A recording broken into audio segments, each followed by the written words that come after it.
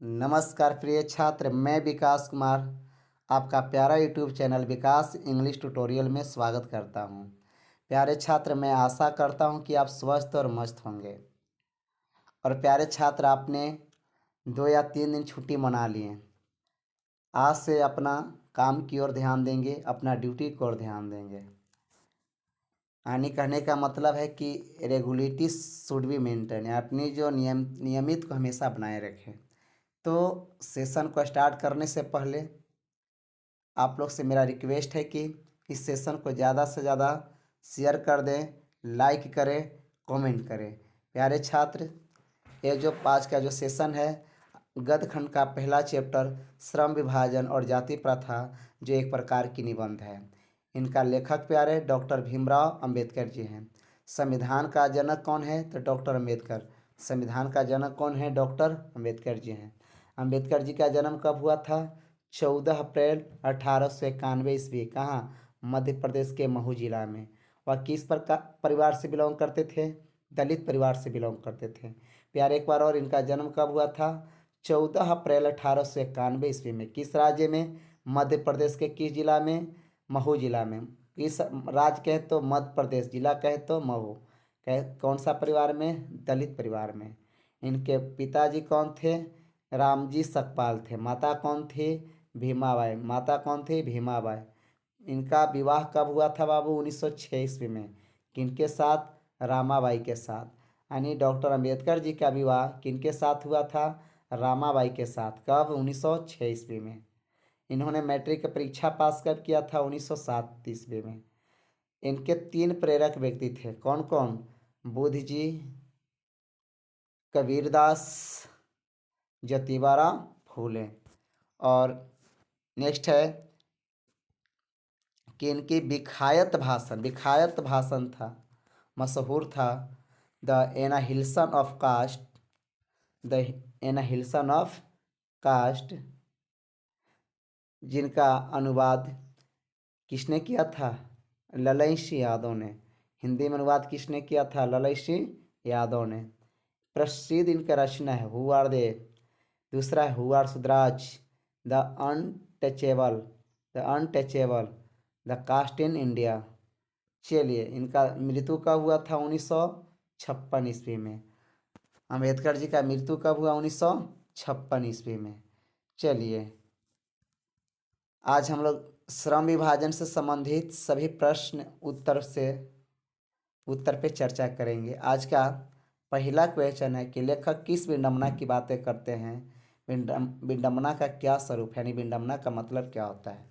तो कहने का मतलब है कि लेखक जिस विडंबना की बात करते हैं वो जातिवाद का पोषक तत्व है। यानी अम्बेडकर जी को यहाँ पे जिस विडंबना की बातें कही हैं वह किसका पोषक तत्व है? जातिवाद का पोषक है। भारत में कोई ऐसा गांव नहीं है जहाँ के लोग शिक्षित होकर भी जात पात छुआछूत की भावना रखते हैं। उनका कहने का मतलब कि भारत का कोई भी ऐसा गांव नहीं होगा, ऐसा गांव नहीं है जहाँ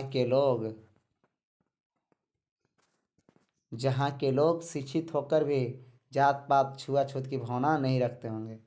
विडंबना का स्वरूप है कार्य कुशलता के आधार पर श्रम विभाजन होना, न कि जाति के आधार पर। चूँकि श्रम विभाजन जाति का प्रथा का दूसरा रूप होता है।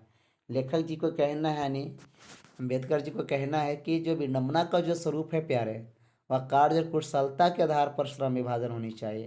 यानी वह कौन सी कार्य करेगा, उनकी कौन सी कार्य करने में लगन है, तो इस आधार पर होनी चाहिए श्रम विभाजन, न कि जाति के आधार पर होनी चाहिए। क्योंकि श्रम विभाजन जाति प्रथा का क्या होता है? एक दूसरा रूप है। दूसरा क्वेश्चन है कि जातिवाद के पोषक उसके पक्ष में क्या तर्क देते हैं? तो जातिवाद के पोषक उसके पक्ष में क्या तर्क देते हैं? तो जातिवाद के पक्ष में महान संविधानविद डॉक्टर अंबेडकर जी के द्वारा यह तर्क दिया जाता है कि कार्य कुशलता और रुचि के आधार पर श्रम विभाजन होनी चाहिए। कुछ लोगों को मानना है कि श्रम विभाजन जाति प्रथा का दूसरा रूप है, इससे कोई बुराई नहीं है। इस तर्क में संबंध में उन्होंने पहली बात तो यह आपत्तिजनक है क्योंकि जाति प्रथा श्रम विभाजन के साथ साथ श्रमिक विभाजन का रूप ले लिए हैं।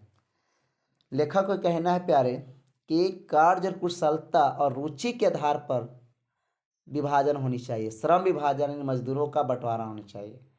और लेकिन कुछ लोग को कहना है कि श्रम विभाजन जाति प्रथा का दूसरा रूप है, इसमें किसी प्रकार की कोई बुराई नहीं है।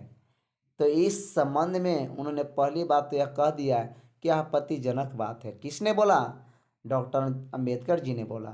क्योंकि जाति प्रथा और श्रम विभाजन के साथ साथ श्रमिक विभाजन का भी रूप ले लिए हैं, यानी श्रमिक मने मजदूर, श्रम मने काम, श्रमिक मने मजदूर। नेक्स्ट है प्यारे, तीसरा क्वेश्चन है कि जातिवाद के पक्ष में दिए गए तर्कों पर लेखक की प्रमुख आपत्तियां क्या है।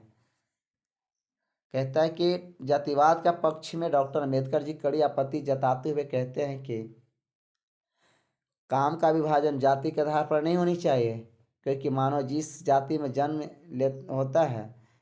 लेता है वह अपने माता पिता के पेशे के अनुसार जीवन भर के लिए बंध जाता है, चाहे उसमें रुचि हो या न हो, अपने देश और समाज का विकास नहीं कर पाता है।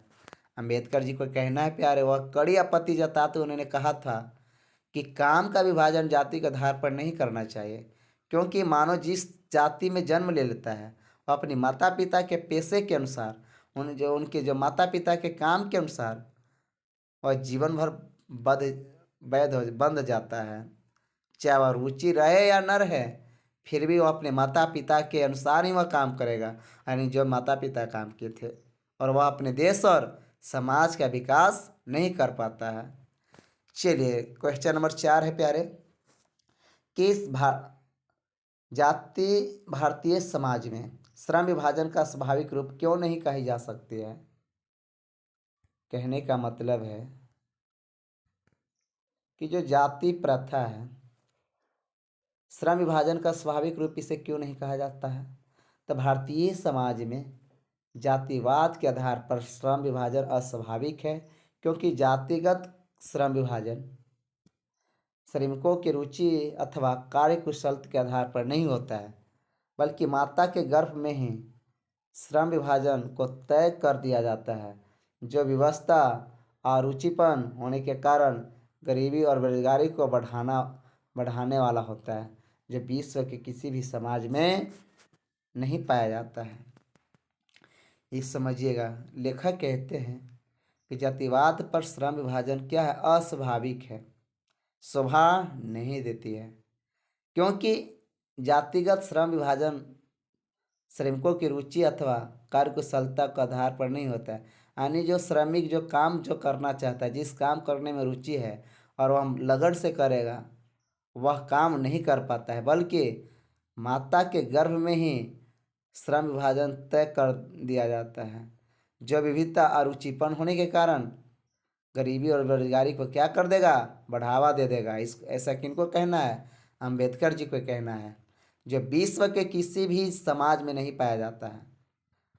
चलिए नेक्स्ट क्वेश्चन, जाति प्रथा भारत में बेरोजगारी का एक प्रमुख और प्रत्यक्ष कारण कैसे बनी हुई है। तो हम वास्तविक रूप से कह सकते हैं कि जाति प्रथा भारत का एक प्रमुख और प्रत्यक्ष कारण माना जाता है, क्योंकि जिस जाति में जन्म लेता है वह अपने माता पिता के पेशे के अनुसार ही जीवन भर के उसी पेशे में बन जाता है और मन पसंद कार्य करना चाहता है, परंतु नहीं कर पाता है, जिससे अपने समाज और देश का विकास नहीं कर पाता है। हिंदू धर्म में जाति प्रथा के तहत पेशा बदलने की अनुमति दी जाती है।